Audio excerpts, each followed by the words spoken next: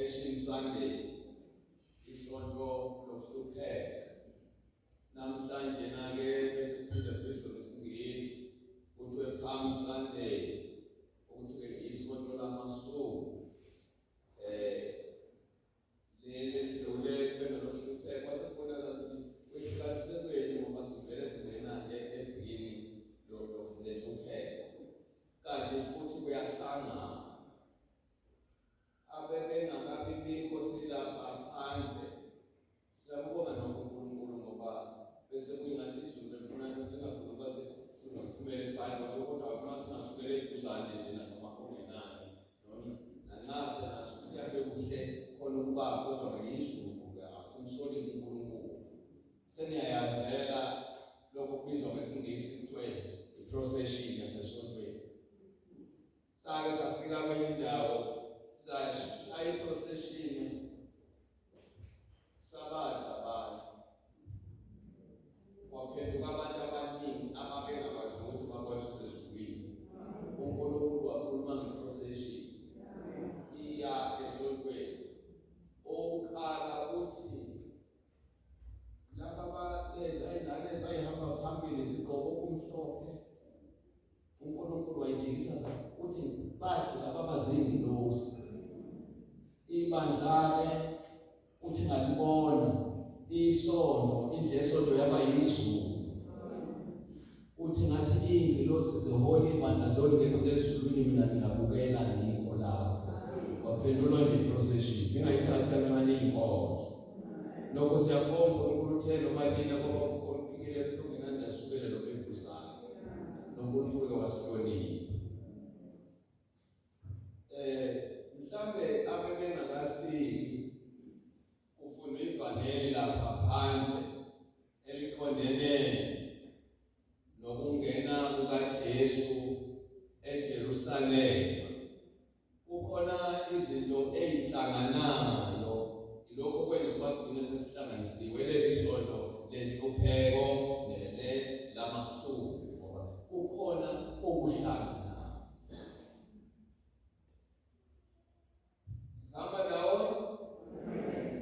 Ngifuna ukuwathuza ngoba uma ngingabuza abantu lapha nje ngibuze ukuthi bakholelwani bangashintsha ey'ningi. Abanye bangitshela ukuthi bakholelwa ukungena ezulwini. Bangani sebethi bakholelwa ukungena ezulwini. Right? Ngizosho kodwa okuhlanganayo. uJesu uthuma abafundi ukuthi bahambe bayofica ithole lembongolo likhulekiwe noma liboshiwe. Tight, cold. Thole lembongolo lenziwe njani? Uthi uJesu makalifitshaka liboshiwe lelithole, nilithubulule, set it free. Ngizela abazukulu. Nilithubulule, bangani bami, can set it free. Phindani. Nina-ke ningamanga kakhulu phambi komayitelo, baqonda ukuthi abangani bami laba nilithubulule.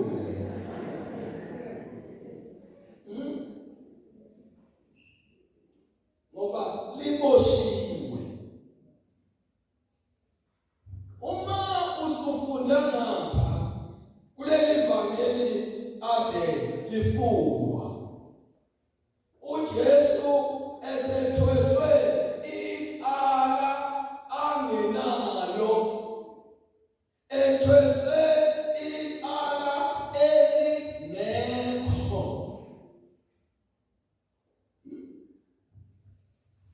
Usemimpela phambi kwabahluleli. Kwalumahlulelo omkhulu esethi mina ngesinami ngimkhipha dishantshi. Yes? Hayi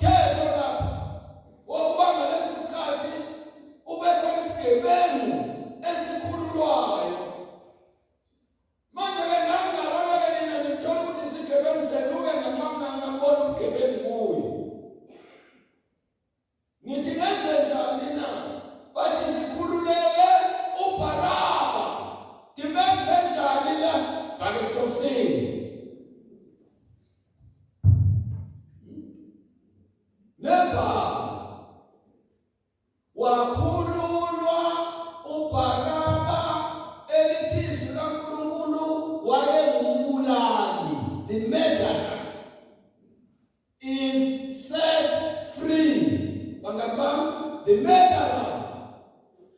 So the murderer is set free. But umulali nabangani bami uyakhululwa. Jesus Christ passion izinhlungu, ubuhlungu, ukukhandleka kukaJesu kukhulula umbulali.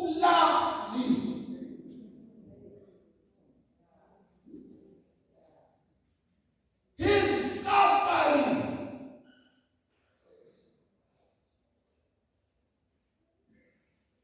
ubuhlungu bakhe ukhulula isigeleleke esithwele igazi labantu ezandleni zaso, esikhalela uNkulunkulu ekhuluma noKayini uthi weKayini umfowenu uthi uKayini cishe ngathi ngiyacabanga nje nomhlaba washo kodwa kwabe kusabhala eBhayibhelini uthi ungabokudalelwa mina wabathi ngikade umfowethu yini. Yabona leyo ndaba mhlawumbe wayekwa njena kweqiwa uthi uNkulunkulu umphendula kanjani? Lalela la, igazi lomnayo wakho likhala nini? Akasho ukuthi liyakhala lisemhlabathini, uthi likhala ini lisemhlabathini. Yabona khona abantu abakhalelwa igazi labanye abantu, uNkulunkulu lisemhlabathini. Khona abanye abantu abakhalelwa imiphefumulo yabantu bakaNkulunkulu isemhlungwini, wafakwa nguwe. Uyabona-ke, uma usuyibuka yonke lento kaJesu, uhlehlele emuva uzoyibuza ukuthi uJesu wayedingineke ngani kakade. Uzokhumbula ukuthi phela ekuqaleni iBhayibheli alifihli ukuthi uNkulunkulu nomuntu babeyinto eyodwa, ngoba phela wayemdale ngomfaniso wakhe. Akagcina nje emdale ngomfaniso wakhe wazi wathi ngifuna bamfuze okungukuthi ezenziwe naye. Akagcina nje lapho, wazi wambeka induna, wambusisa, wathi busa phekwa konke lokho okudaliweyo. Ngamanye amazwi uNkulunkulu embusweni wakhe waphathisana nomuntu umbuso wakhe uNkulunkulu. Ngokwemvelo yomuntu, umuntu ngowombuso kaNkulunkulu. Yikho uJesu ethi ngoba wasulahlekile umbuso thani anothi mawufike umbuso wakho kimi. Thy kingdom come. Ade ngisho abazalwane basevuselelwe ngabe ngiyabuza. Ade wawusho ukuthi mawufika zonke izikhathi uzodlula sesendlini. Akwazi ufike namanje.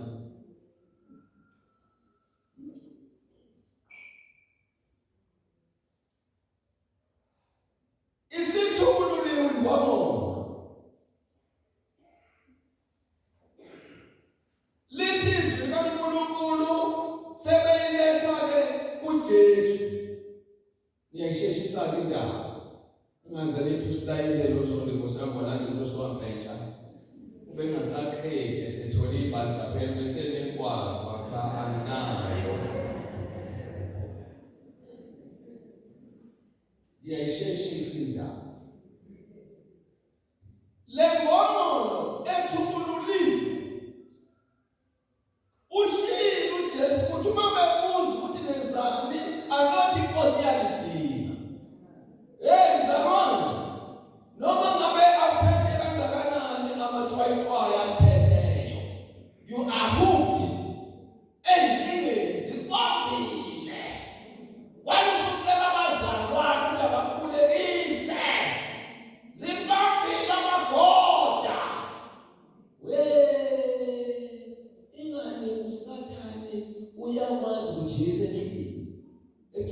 emndenini ajike komunye umuntu umndeni abenze abe yintamba abe opha wena. Uhlala kodwa kwalani ukuba uboshwe isisu sakho mama, uboshwe ukhalo lwakho mama. Ebese kufezeka lokho. UJesu athi kuzisikhathi lapho umthokolo okuyathoza usiswe kona inyumba bayo kufundwa. Ngoba ufendini manje umqondo wakho nomoya wakho nomphefumulo wakho ubulawa lukhalo lwakho baba. Ingqondo yakho nomphefumulo wakho ubulawa isisu sakho mama. Angisingabazi lesikhathi singethe uNkulunkulu wami kanti nakho kwakuzosu Jesu. Nakho umuntu ngabe uyibukela uNkulunkulu wakhe manje bekuphela kodwa abazulu bashaya kulesi. Ize ngithandaza ngithi uNkulunkulu uthi angeke ufase njengabulala umuntu. Uma ngifica umuntu edikade umzimba wami ngiyomeze njani? Kulezi zinto esezikhona emhlabeni namhlanje. Ngiyomeze njani Jesu uma ngimfice eqhokobeni ubusuku wami? Ongazalanga akahlushwa yonke leyo. Yebona ithatha Jesu. Usisiwe inyumba. Ngoba kayihlushwa lutho. Siphathwa ingane. Sinamagoda. Abanye amagoda ngomakhelwane. Yiko kodwa wothanda umakhelwane wakho njengoba uyithanda wena, ungakwenzanga lokho uzoba yintambo. Makhelwane. Bona bakhele intambo, bakhele makhelwane, bakhele intambo. Abanye bobaba utholakala ukuthi owakusozwa phela omama ninibheke bazalwane ngithwele. Sekwaphela isingisi sika sweetheart darling my own. Ayizakali sweetheart darling uthwele intaba. Azashithi isingisi sathi bayiloni ngaba ngisukela ngale ntaba lelintshe engilithweleyo. Akasagale ndoda ugalintshe.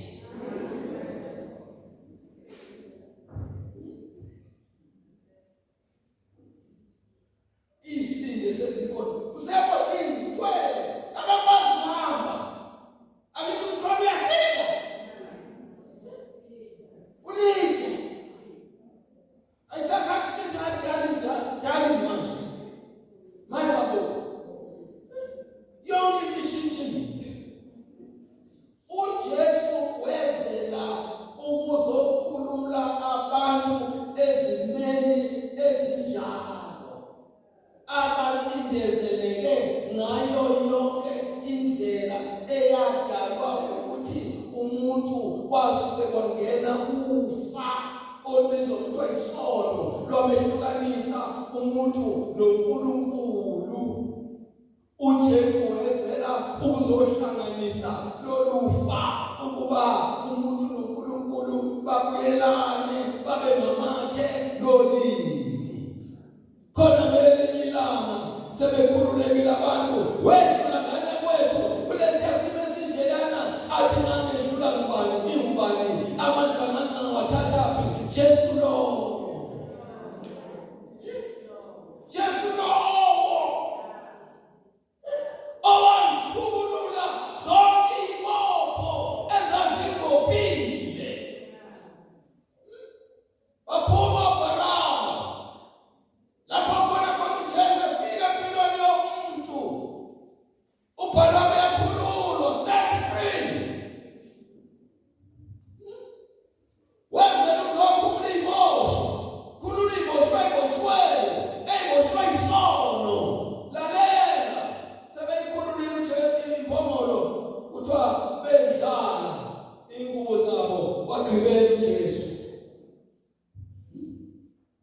Ngibele imbongolo. Sisilwane esedelelekile. Uyabona umuntu ogibele kahle uzakhoshe iqaqamula nto lithelebhela lithi ngabonakala ukuthi isilwane phela sigishelwa ngamakhosi lezi sengaqhamuka bese ngathi njabulo sebenze kwathelebhelise manje na enze yonke imkhubalana ayisela amahashi kodwa uJesu wagibela imbongolo ekhombisa ukuthi nawe ungutembuzane mfosho uyayidinga impilo yakho ukuba wendlala inhliziyo yakho wendlala umoya wakho wendlala umphefumulo wakho yakwazi wendlala inhliziyo kusho ukwamukela lithi izwi laNkulunkulu uNkulunkulu siphile ukuphila okuphakade lokhu kuphila kusendodaneni yakhe ongenayo indodana akanakho ukuphila onayo indodana unokuphila okuphakade onoJesu unokuphila okuphakade esipho uNkulunkulu uJesu uma sefika empilweni yomuntu esayigibele angithi into egitshelweyo angiphindi into egitshelweyo ayingabe isakwenza ekucabangayo ayingabe isakwazi sikwenza ekuthandayo kodwa isiyenza intando yo ogibeleyo fanito ayikoniselena ngento ayise lapha uthanda khona yena umgibeli athi uPawulu lokho bekulungukile ngikushaya indiva yebo ukushayisile ngenxa kaKristu azathi akuzayiphile mina kodwa Jesu sephila kimi ngoba umamukele uJesu yena usedriver uba lohlele steering ngisengqondo yakho nenhliziyo yakho nomphefumulo wakho nempilo yakho yonke mntana wami ungathatha nasuku uzenze imbongolo kaJesu lalela esembongolweni uJesu abantu babubona ubukhosi bukaJesu wasana ngaphezulu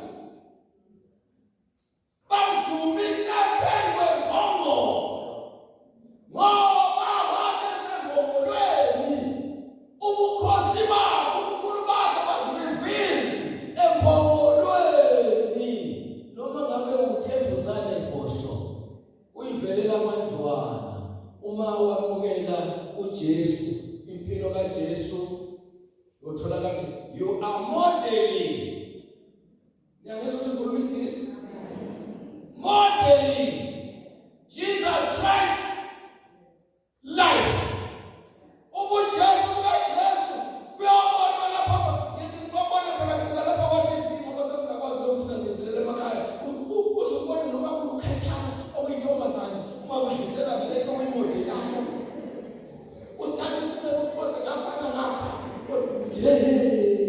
bathi ukhambisana leya kayidolileyo baphi abahamba kanjalo abantu babona uJesu kubo imbongolo displayed Jesus Christ kingdom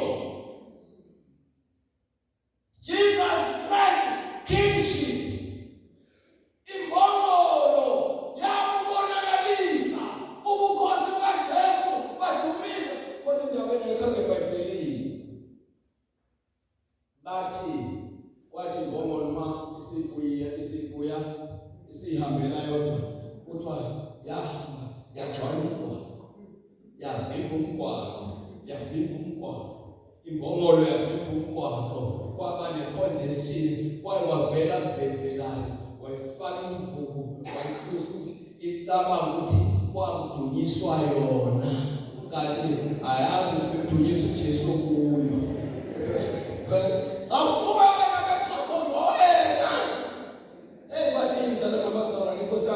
abake babantu ukuthi bayamazi uJesu sebaJesu ubala kodwa namhlanje ngomzana ukuthi Jesu kwasho umzalo wami sayilalela ukuthi abantu mntakathi baJesu ubala sinaleyo nkonzo kodwa inabenzeka uBaraba engakhululiwe uBaraba ukhululwa ngokungena kukaJesu ebhokisini lamakhala umenongenanga ebhokisini enhliziyo yami elinoBaraba wengane kaNkulunkulu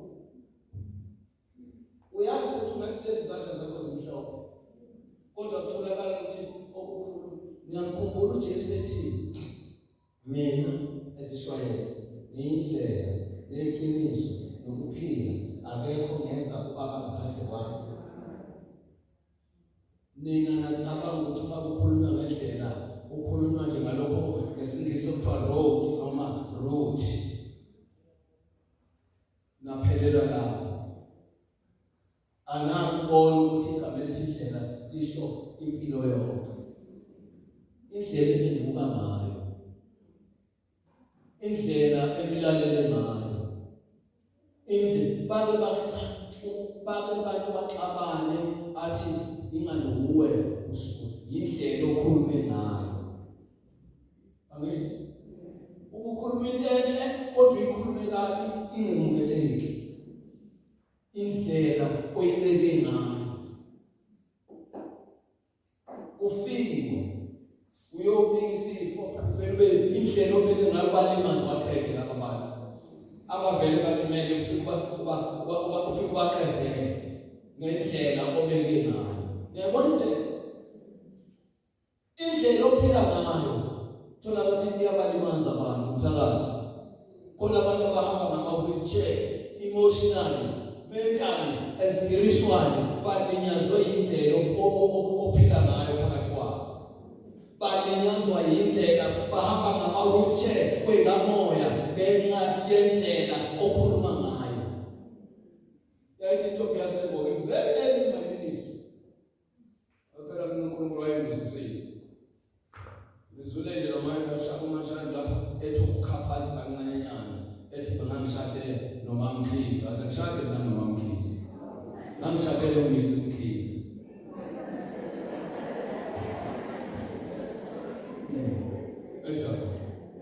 Ayishade kanje noMisi Mkhizi owanginika inhliziyo yakhe. Na suba waze wafele mambathe lapha ayebeke khona inhliziyo yakhe. Uyabona ukuthi uma inhliziyo yakho inika uJesu beka ukuthi nomthandaza wombheka nami uNkulunkulu Nkosi yami ezulwini lakhe ubani kubo odetha nomphakela nami ngitsheleni ukuthi ubani kubo njalo kuyabe kuyaphephe athanda ukukhumbula nami lelo bhodwe ngoba unesheko ukungona ekhaya.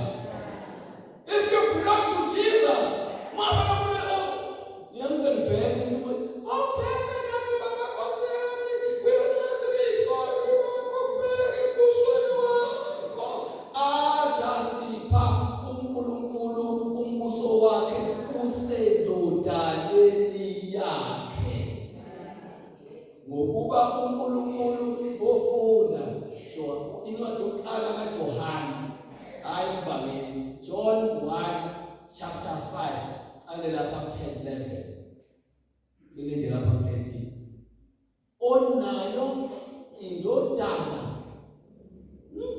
unokuphila okuphakade athi uJesu okholwa yini noma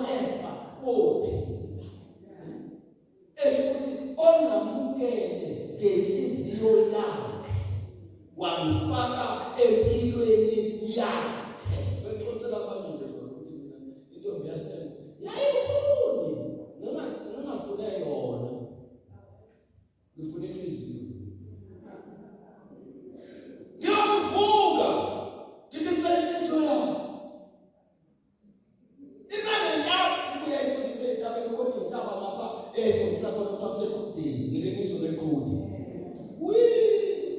ivele ikhuphuka iqhude webaba sengingile ngaqeda la ngalala kwala mkhambe sekufaka ibhathi efana nebhuluku ivele ikhuphuka iqhude intombi yasembi bengitha ikhumbuzi konje ngikhuluma nethishilakazi lapha ngoba nami mayideni wake wangaphambi kwami umema your heart please wala sakithi your heart please ikhwele ikhudeni kodwa kugcineni yanginike izwehle ikhudeni ngibile ikhude ilwane zomhlolo ngibile ikhude yanginike inhliziyo nasheshoma inhliziyo uyahlala la kimi thukuthuk nansi yona sisemambatheni usulapha thanga inhliziyo yami ngisho nababuko wabathokoza kubo bathwaya banhliziyo apha mangani niyazazi indaba kwala sengelela winami kwala sengelela winami sengelela winami wasebenza njani shonini sengelela winami yebo kwala noma sengithi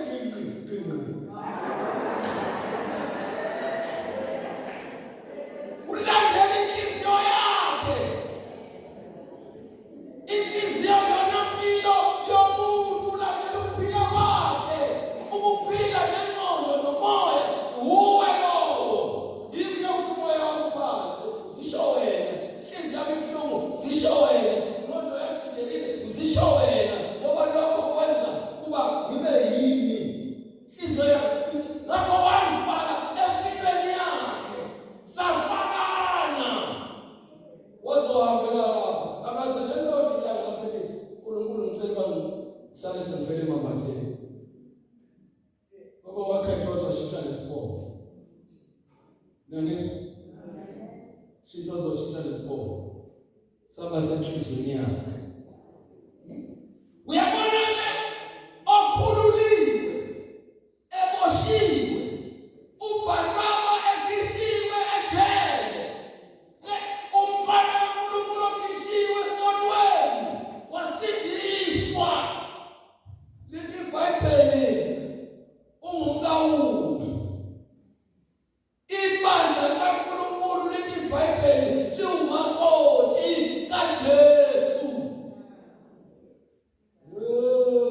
ayishiphisani naba namhlanje uyazi ukuthi thina savela umakoti uyathatha namhlanje usasa uninazala sebehambile abakubo ake saba ngasasa ngelanga elilandelayo into yokuqala uninazala uzohlala naye phansi ambekele sonke isithombe sekhaya namagama ahlonishwayo angagagulwa la ekhaya ngoba uyokusegagule oyisizana amfake empilweni yala ekhaya uzohamba nezimiso zala ekhaya azasho la kubethelwe khona athi kubethelwe ukhona nemithetho yenyama amanzi awaphoswa wakhona umuntu othushe mashinda wemsayizwe wabukhona umthetho wokuthi wenyama uma ungeswe izulu noma ngabe libekise ngo-11 ekuseni ngalezikhathi uzohamba ngakusasa ungahambi ngakusasa kuyomela uba uhambe usuthathwe ubaba umthetho wenyama uma ngabe uyacelisa mama ungeswe izulu uma ungekulala zekusasa ujaha ucelisa ingane ubaba uzozala ophondo azokuthatha umthetho wenyama yalaika umlomokazi ubethelwa zonke izimiso zekhaya ukuze athi khaka empilweni yalaika ngoba umlomokazi walotsholo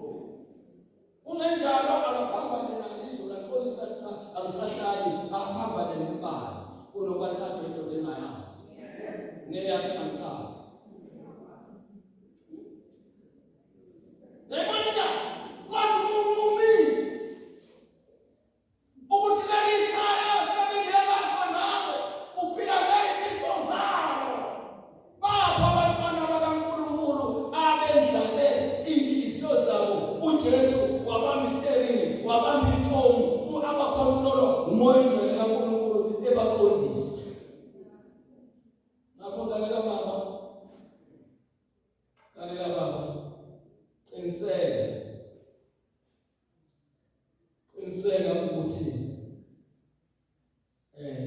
uphila impilo kaJesu ngoba wathengwa nenani elikhulu. uJesu laid down his life ukuze thina sibe ngabantwana bakaNkulunkulu kanye naye. Inhlupheko kaJesu, ukufa kukaJesu Kristu ngoLwesihlanu sesibabaza isiphambano lesinye ngokuthi lukhulu kodwa ekugcineni izolo ziyathathelelwa esiphambanweni. Nizwile indoda isithi Jesu sehlise lapha esiphambanweni, ithi lenye khuluma kanjani ngoba thina sibona silapha lena kungenxa yemkhuba yethu. Ibisijiki sithi Jesu ukhumbule umusweni wakho. Athi uJesu namhlanje ngizokubona nawe eparadise. Niyabona ukuthi izolo lapho khona uJesu usekhuluma. Lena nje isiselesi asikhanyelwanga iqiniso lokuthi uJesu ungumkhululi wezoni. Kodwa isoni number 2 sakhanyela ukuthi uJesu is not dying. Udla umbuso, ungikhumbule umusweni wakhe. Isesiphambanweni. Sakhuluma. Sathi ukusuka kuJesu iselelezi nakho mayibambezele imthalababa mukela uJesu uvume indlaleli impilo yakho ayikhokhobane kuye ulawulwe yizwi likaNkulunkulu elinguJesu elenziwe inyama ukuze abe ngumxhumanisi wezoni. uJesu ufuna ezulwini, tell Jesus into your life ngoba nguye ongumxhumanisi kaNkulunkulu uyise nezoni. Wengane kaNkulunkulu nike nicabanga ngendoda ilanga ukuthi laba abantu ababulala uJesu bathi befike emakhaya behle entabeni yaseKhalvari basebenjwayo. Nike nicabanga lokho. Abekho abantu ngalelo langa elashona holy, saved, ukwedlula abantu ababamba uJesu wambethe esiphambanweni, bathashazelwa ligazi lakhe elisusa izono zeswe. They were cleansed by his blood, literally. Ngoba laba thaphazela bona izandla zabo zababovika zikaJesu lihlaza uthi uJesu baba bathethelela ngoba abakwazi abakwenza, and they were forgiven. Behlala sekuzingqokonqoko incwadi wathi ukhobolazo sazwelekazi leku elisusa izono zeswe ekazini ababulala uJesu. Silelesi sikele esibulala abantu uthi uJesu today zobe mina eparadise ngoba silele kanye noJesu ongumkhululi wezoni sabantu izinkulu lesesini. Uyoba nenhliziyo enkulu sokuhlala lapho umphambi number 1 wena. Uhlala kunamafindo. Angithi khona abantu namafindo namoya. Uboshwe umakhelwane, uboshwe izingane, uboshwe indoda, uboshwe umfazi, uboshwe umanager yasemsebenzini. Awusasebenzi namanager, usebenza nesihoko. Kanti mhlawumbe uNkulunkulu lokuhoko wayenzela ukuba uze aphendule nguwe.